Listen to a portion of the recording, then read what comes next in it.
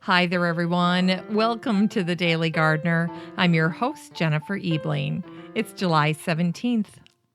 The daylilies are blooming their little hearts out right now. Daylilies are in the genus Hemerocallis, which has about 15 species of daylilies. They're not part of the Lilium genus, which is the genus for true lilies. The name Hemerocallis comes from the Greek word hemera for day and callis for beautiful. In China, the daylily symbolizes motherhood.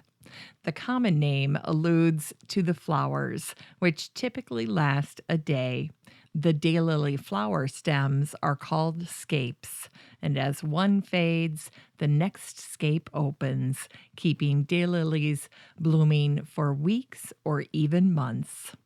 Daylilies have been dubbed the perfect perennial because of their many wonderful features. They're low maintenance, they add beautiful color to the garden, they're tremendously drought tolerant, and they can grow in most zones. Here's today's brevities. On this day in 1850, the Sydney Morning Herald shared an ad from plantsman John McMahan. McMahan advertised that he had put together a catalog of nearly 2,000 species of plants for his customers.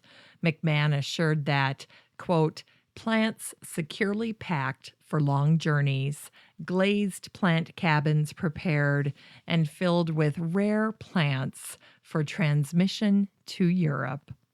And today's the anniversary of the death of the botanist Charles Theodore Mohr, who died on this day in 1901. Mohr was one of Alabama's first botanists.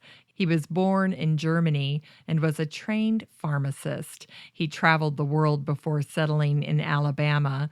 He collected in Suriname, immigrating to the United States in 1848. He took part in the California Gold Rush, lived briefly in Mexico, Indiana, and Kentucky. Mohr spent decades gathering information and plant specimens for his work. In 1857, he started Charles Mohr and Son Pharmacists in Mobile, Alabama. When Mohr's book on the plants of Alabama was published, he was 77 years old. Today, there are at least half a dozen plants named in Mohr's honor. And today, George William Russell, the poet who went by the pseudonym A.E., died in 1935. Russell attended the Metropolitan School of Art in Dublin. There he met the poet William Butler Yeats. His popular quotes include the following: "Our hearts were drunk with a beauty our eyes could never see," and "You cannot evoke great spirits and eat plums at the same time." Today's the anniversary of the death of one of the 20th century's leading landscape architects, Sir Geoffrey Jellicoe. Jellicoe was multi-talented, but his true passion was landscape and garden design, which he described as the mother of all arts. He was a founding member of the Landscape Institute. Over his 70-year career, he designed more than 100 landscapes around the world. Jellicoe designed the John F. Kennedy Memorial at Runnymede, but his final and most ambitious project was the Moody Gardens in Galveston, Texas. Jellicoe imagined a design where visitors could walk through the history of landscape, from the Garden of Eden and the gardens of ancient Egypt to a design inspired by Thomas Mann's novel, The Magic Mountain. As the Moody Garden website acknowledges, it was the culminating work of his design career, but has not as yet been implemented. We live in hope. Jellicoe's favorite garden was the garden he designed in Hemel Hempstead. He hoped the water gardens would improve the quality of life for the townspeople.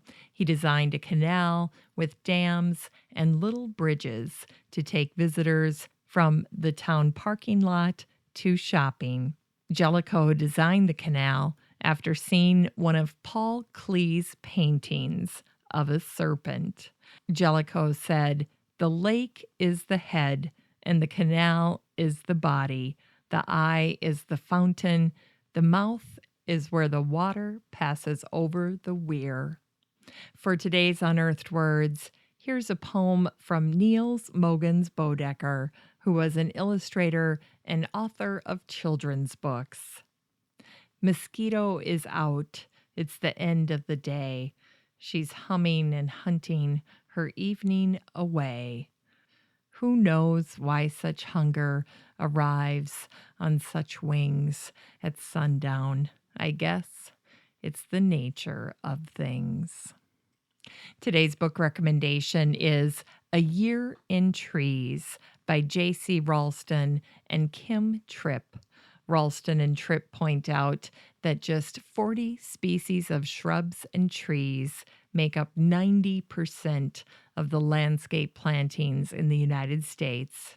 The book is divided into 4 parts corresponding to the seasons. Tripp honed her craft at Harvard's Arnold Arboretum, and she wrote weekly articles for the North Carolina State University Arboretum in Raleigh. Those articles became the backbone for the 150 profiles of trees, shrubs, and vines featured in the book. Ralston and Tripp focused on plants that were low maintenance and reliable. This is a terrific resource featuring some very underused but amazing trees. For today's garden chore, it's time to set appointments on your calendar to accomplish your bigger garden to-dos before the summer comes to a close. Sometimes it helps to calendarize the garden jobs that seem a little overwhelming or that require extra help or resources. There's no time like the present to line up a contractor, some volunteers, or good friends to get the job done. Plus, it'll make next year in the garden so much more enjoyable. And I hate to bring this up, but here's an eye-opening fact. There are just 46 days to Labor Day. Time's a-wastin'. Finally, here's something sweet to revive the little botanic spark in your heart. On this day in 1891, the Great Bend Weekly Tribune reported that Will Ferger's night-blooming cereus unfolded its loveliness last night. Quite a number witnessed the blooming of this rare plant, and many have envied its owner. The night-blooming cereus is one of the most unique desert plants. It's a member of the cactus family. And native to Arizona in the Sonora Desert, the plant is also commonly called the Queen of the Night or the Princess of the Night. The cereus is generally grown as a houseplant, and it's often a pass-along plant, passed on to friends and family.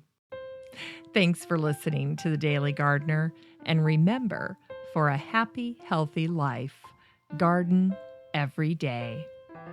The Daily Gardener is produced weekdays in lovely Maple Grove, Minnesota. You can find complete show notes over at thedailygardener.org, and be sure to share the show with your garden friends. You can find The Daily Gardener on all your favorite social media, Instagram, Twitter, and Pinterest, and of course, Facebook. While you're over at Facebook, don't forget to join the Daily Gardener community. Just search for these 3 words, Daily Gardener Community.